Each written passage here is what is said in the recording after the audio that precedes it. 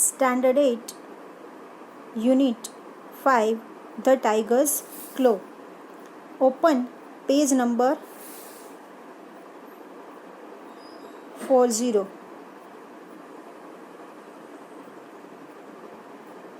The Tiger's Claw.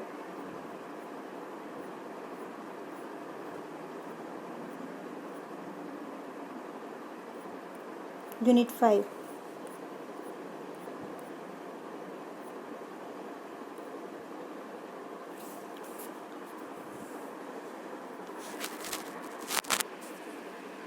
Activity 1.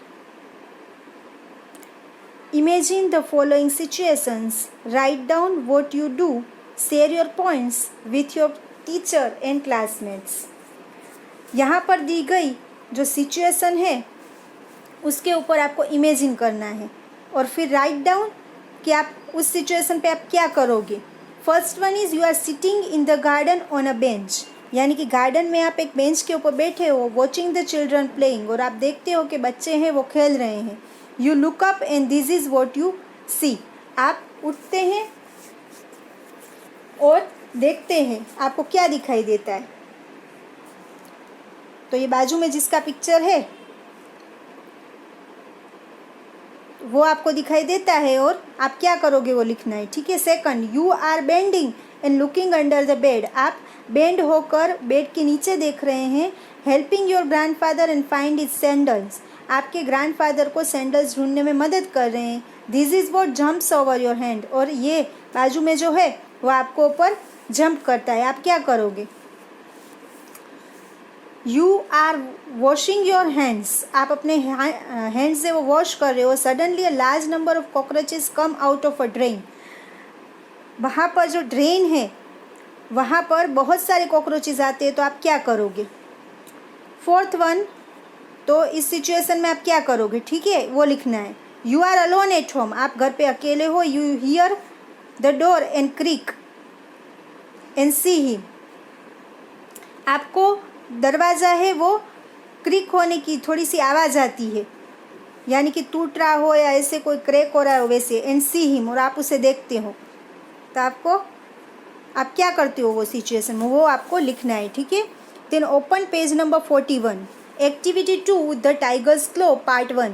I open my eyes and saw at the door a tiger pushing himself in, मैंने अपनी आंखें खोली और दरवाजे के पास टाइगर है वो धक्का दे रहा है वैसे मैंने देखा.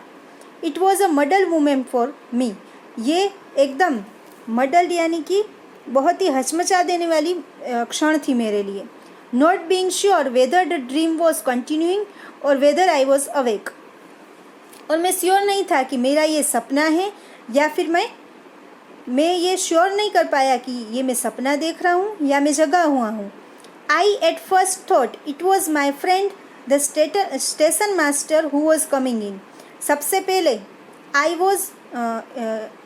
at first thought it was my friend the station master who was coming in. सबसे पहले तो मैंने सोचा कि वो मेरा फ्रेंड है स्टेशन मास्टर जो अंदर आ रहा है. But my dream had fully prepared my mind. लेकिन ये मेरा सपना है उसने पूरे तरीके से मेरे माइंड को तैयार कर दिया था. I saw the thing clearly against the starlit sky, tail wagging, glowing. मैं पूरी क्लियर तरीके से जैसे कि आसमान में तारे ही न हो वैसा देख रहा था. क्लियरली मुझे सब कुछ दिखाई दे रहा था. टेल वेगिंग यानी कि जो पूंछ थी वो हिलडुल रही थी. ग्लोविंग आवाज़ आ रही थी. And above all his terrible eyes gleaming through the dark, और इन सब के बीच में उसकी भयानक आंखें हैं वो चमक रही थी. I understood the fertiliser company would have to manage without my lectures from the following day, और मुझे समझ में आ गया कि जो मेरी कंपनी है फर्टिलाइज़र कंपनी, उसको मेरे लेक्चर्स के बिना ही दूसरे दिन काम करना पड़ेगा. The tiger himself was rather startled by the noise of the chair and stood hesitating, जो टाइगर था वो चौंक गया था चेयर की आवाज़ से, और वो भी हेजिटेटिंग यानी कि घबरा रहा था, खड़ा था घबराते हुए. He saw me quite clearly in my corner, वो मुझे अपने कॉर्नर में शांति से देख पा रहा था। And he seem to be telling himself, जैसे वो खुद को कह रहा था, टाइगर जैसे खुद को कह रहा था, my dinner is there ready but let me first know what is this clattering noise is about. जैसे वो खुद को कह रहा था कि मेरा डिनर तो तैयार है, लेकिन मैं पहले ये क्लैटरिंग नॉइस किसका है वो मैं सबसे पहले जान लूँ। Somehow wild animals are less afraid of beings than they are pieces of furniture like chairs and tables. Wild animals जो होते हैं वो ह्यूमन बींग्स से नहीं डरते हैं, लेकिन वो लोग हैं वो चेयर्स और टेबल्स के पीसीस के जो आवाज़ आते हैं ना उससे घबराते हैं, थोड़ा डरते हैं। I have seen circus men managing a whole menagerie with nothing more than a chair. मैंने खुद देखा है कि जो सर्कस के एनिमल्स की जो एक्टिविटीज़ होती है, मिनेग्री यानी कि वो लोग जो करतब करते हैं उसमें वो दूसरी किसी चीज़ की यूज़ नहीं करते, लेकिन चेयर का यूज़ सबसे ज़्यादा करते हैं। God gives us such recollections in order to save us at critical moments. और भगवान ने हमें ये ऐसी यादें दी है जिसकी वजह से हम ऐसी क्रिटिकल मोमेंट्स में भी हम खुद को बचा सकते हैं। And as the tiger stood observing me and watching the chair I put out my hands with desperate strength. And as the tiger stood observing me, tiger है वो मुझे ऑब्जर्व कर रहा था, एंड वॉचिंग द चेयर, और chair को देख रहा था। I put out my hands, मैंने अपने हैंड्स से वो निकाले, and with desperate strength drew the table towards me, और एकदम डेस्परेट यानी होपलेसनेस, किसी भी तरह की आशा रखे बिना एकदम शक्ति लगाकर मैंने जो टेबल थी वो अपने बाजू में खींच ली। एंड ऑल्सो द स्टूल, और स्टूल था वो भी अपने पास खींच ली। I sat with my back to the corner, और मैं कॉर्नर के पीछे बैठ गया। The table wedged in nicely with the corner, table जो था वो अच्छी तरीके से कॉर्नर में सेट हो गया। आई सेट अंडर इट, और मैं वो उसके नीचे बैठ गया। And the stool rolled up another side, और दूसरी साइड में स्टूल को रख दिया। While I drag the table down, जब मैंने टेबल को मेरी तरफ खींचा, a lot of things fell off it, उसमें जो ऊपर पड़ी हुई थी बहुत सारी चीज़ें वो नीचे गिर गई। टेबल लैंप, उसके ऊपर टेबल लैंप पड़ा था, लॉन्ग नाइफ पड़ी थी, पिंस थी। फ्रॉम माई शेल्टर, यानी कि मैंने ये जो रक्षणात्मक के लिए बनाया था टेबल और स्टूल का जो बनाया था, उसमें से मैंने आई पीप्ड एट द टाइगर, मैंने ऐसे डोकी निकाल के टाइगर को देखा।